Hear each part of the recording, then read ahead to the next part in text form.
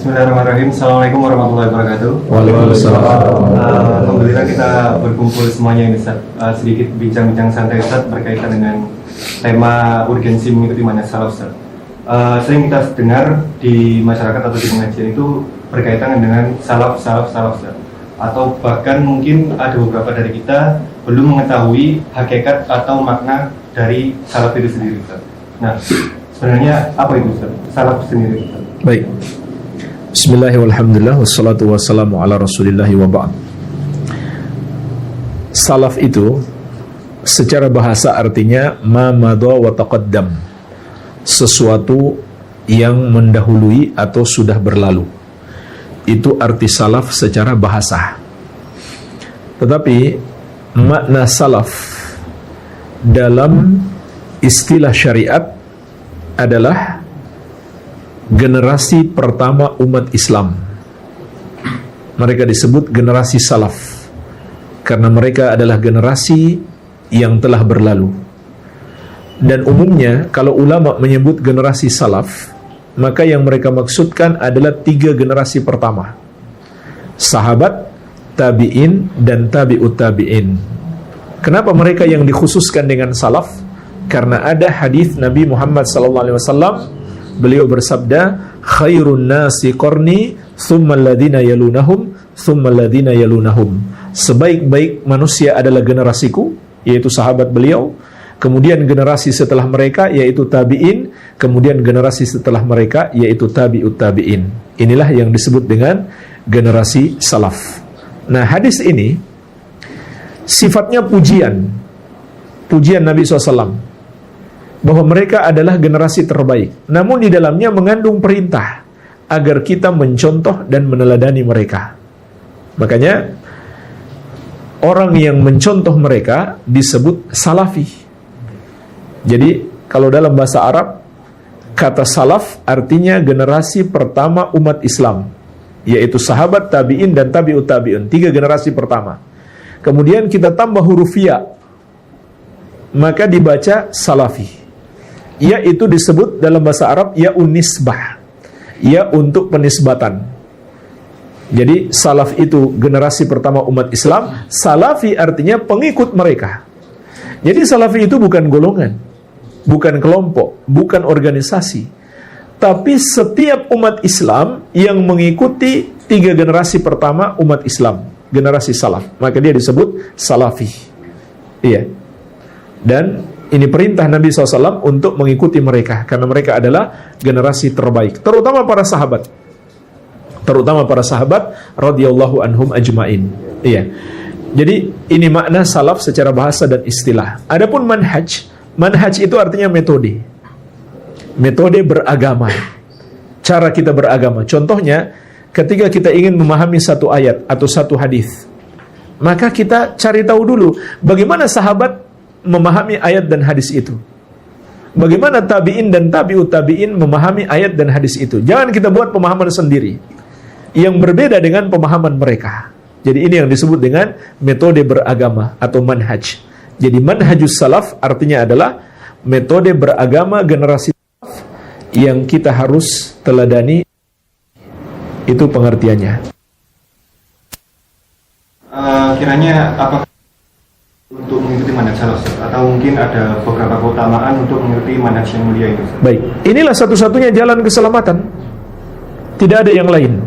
Sebagaimana dalam hadis tentang perpecahan umat, Nabi SAW bersabda, wa sataftariqu ummati ala 73 firqah kulluha finnar illa wahidah. Umatku akan terpecah menjadi 73 golongan. Semuanya di neraka kecuali satu. Artinya semuanya salah, semuanya tidak benar, hanya satu yang benar. Apa yang benar itu?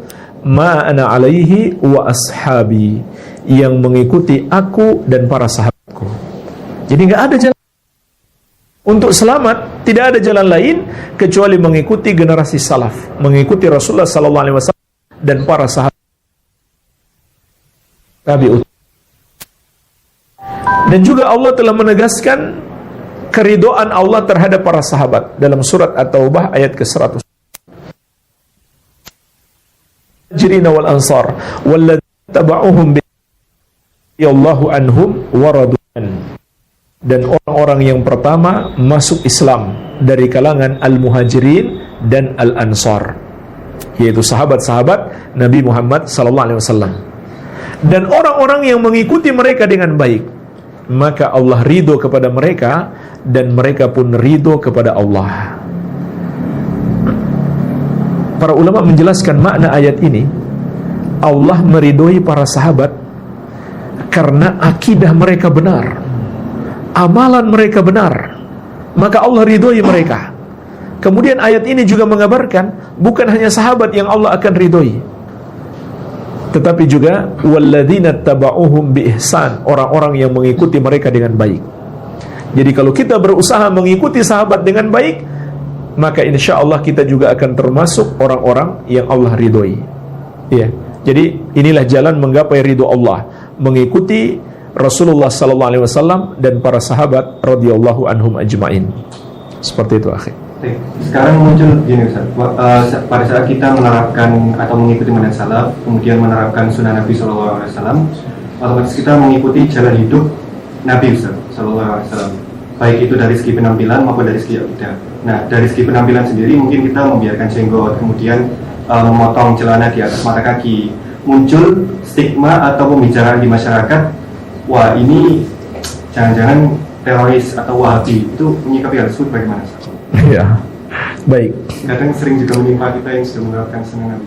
Pertama perlu saya ingatkan terlebih dahulu, mengikuti Nabi Muhammad SAW yang paling utama adalah mengikuti akidah beliau, keimanan beliau, kemudian ibadah beliau, kemudian akhlak beliau. Ini 3 hal: akidah, ibadah, dan akhlak. Ini yang paling penting dalam meneladani Rasulullah SAW. Iya. Termasuk dalam adab-adab berpakaian, itu juga bagian dari akhlak yang mulia. Adab-adab berpakaian.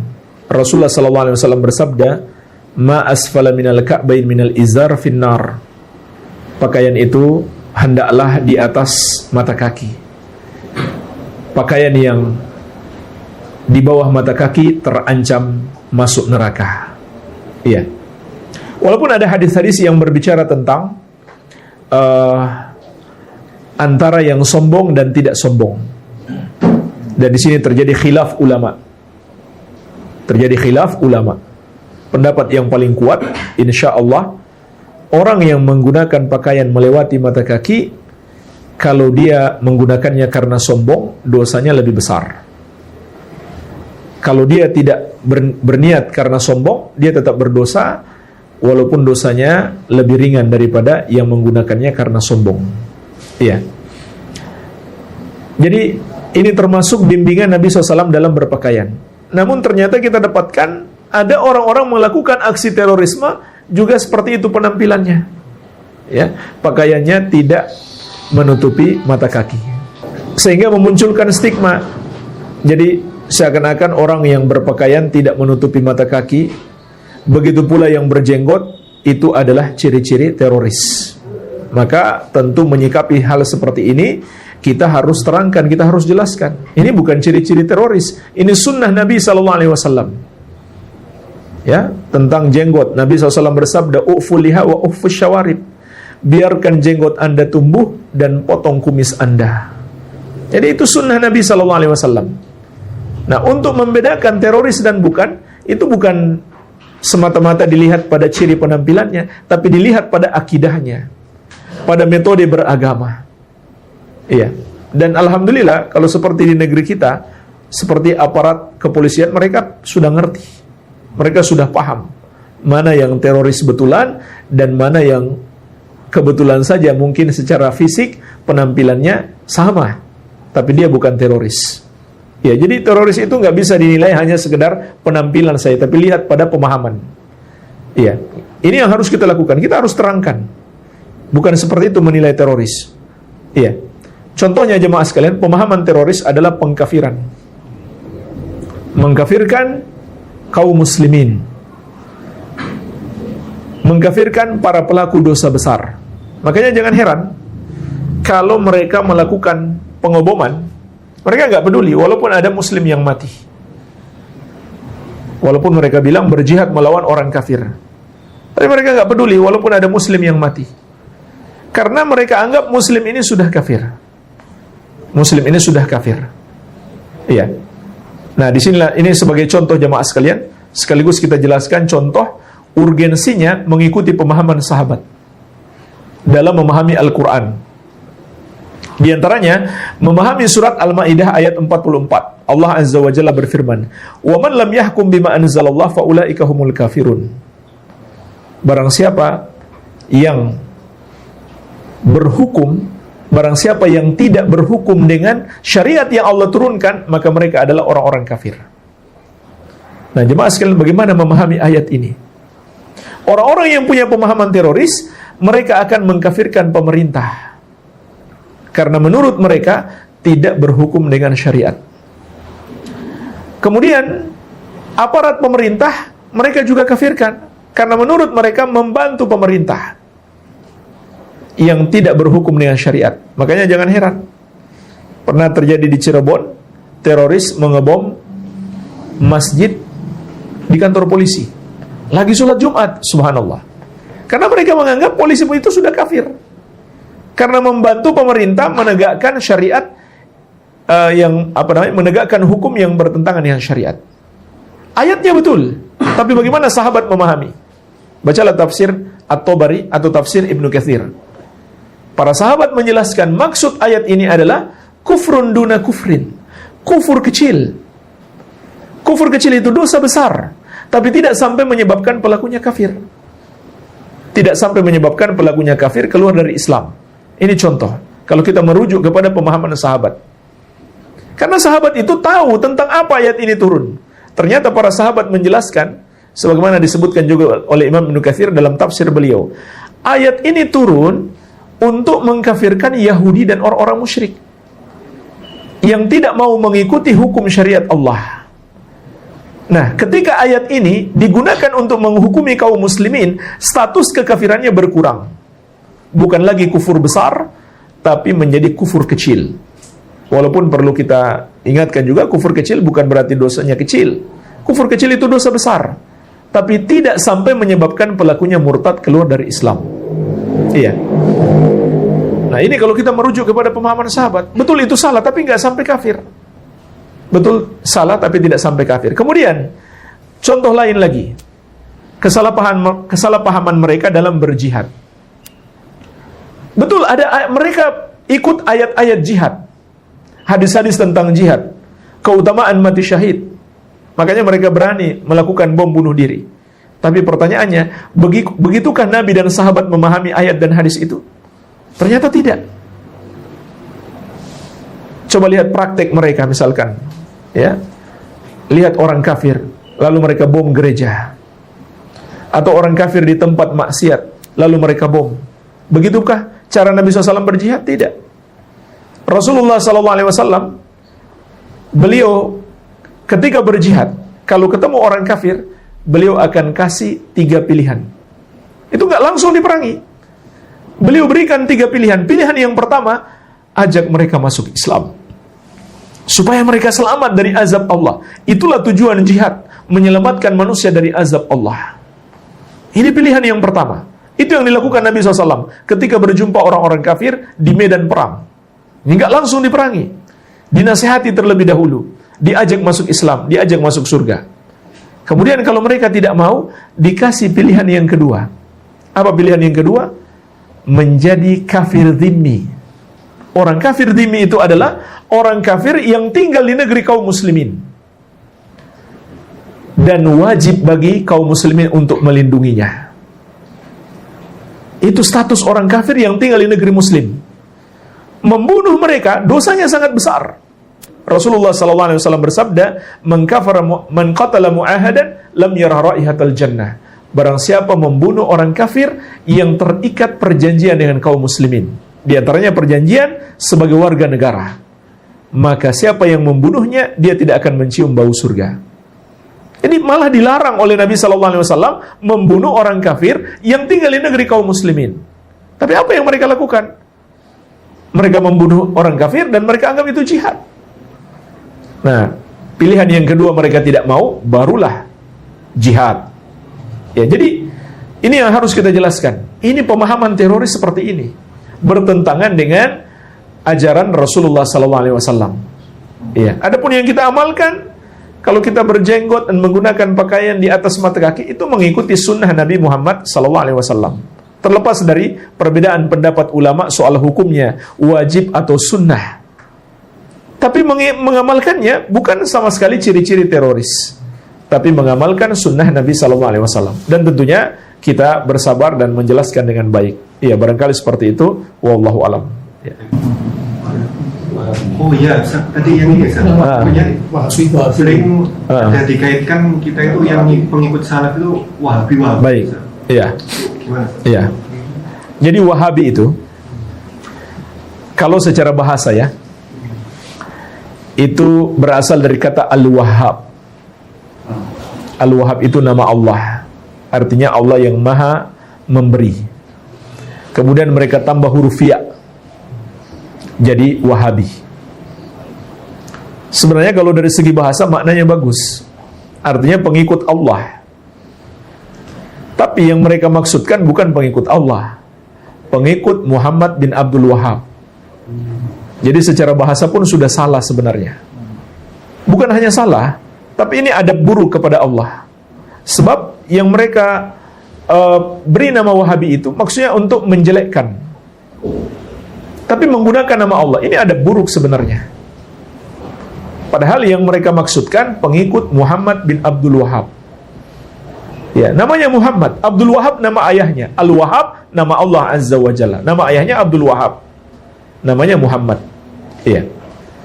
Nah, siapa Syekh Muhammad bin Abdul Wahhab itu? Beliau adalah pejuang Islam, ulama besar Ahlus Sunnah wal Jamaah di abad ke-12 Hijriah.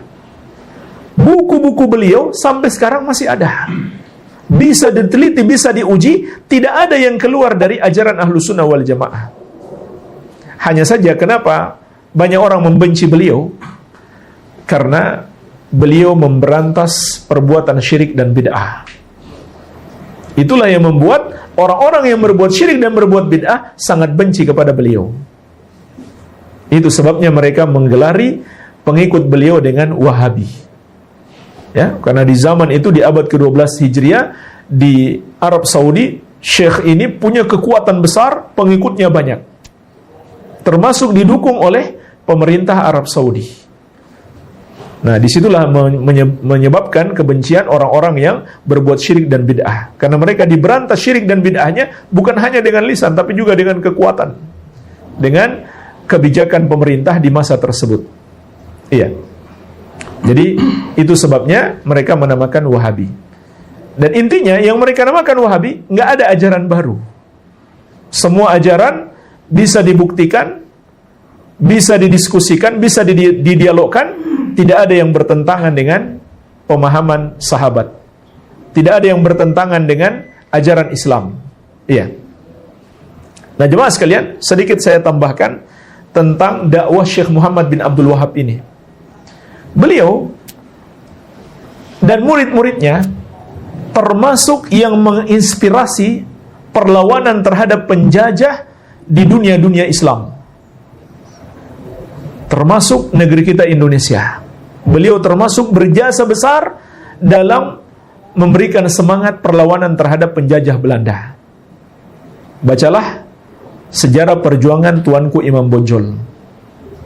Jadi bagaimana Imam Bonjol ini punya semangat jihad yang besar?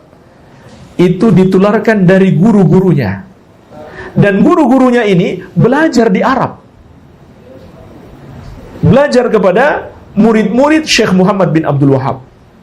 Setelah mereka pulang ke tanah air, merekalah yang menyemangati kaum muslimin untuk berjihad melawan penjajah. Maka di antara murid mereka adalah Tuanku Imam Bonjol, pahlawan nasional. Makanya Buya Hamka pernah menyebutkan dalam satu bukunya, saya lupa judul bukunya, bahwasanya tuduhan Wahabi itu termasuk alat penjajahan untuk melemahkan perjuangan umat Islam. Iya, jadi mereka pecah belah umat Islam dengan dituduh Wahabi bagi orang yang punya semangat jihad. Ya, itu kata Buya Hamka dalam salah satu bukunya. Nah, itu juga digunakan oleh Inggris untuk memecah belah umat Islam di India. Ketika mereka menjajah India, mereka namakan pejuang-pejuang Islam ini sebagai Wahabisme. Kenapa mereka namakan Wahabisme? Karena yang paling semangat berjihad melawan mereka itu jamaah yang pulang dari haji.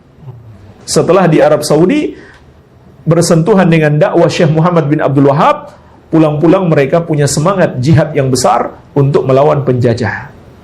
Ya, makanya dalam catatan Profesor Mas'ud yang berasal dari India, pertama kali mengenamakan Wahabi ini adalah penjajah Inggris.